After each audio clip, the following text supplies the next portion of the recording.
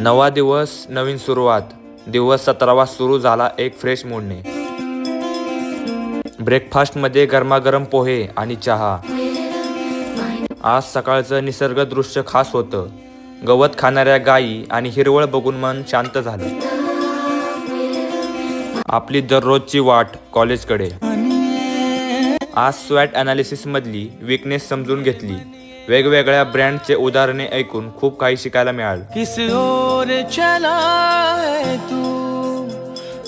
Lecture संपलं आणि direct मेसकडे.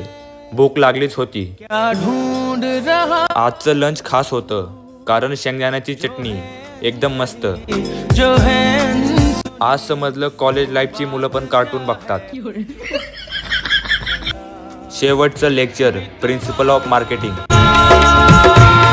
Lecture संपलं पण आज थोडा मूड ऑफ आहे. असं कधी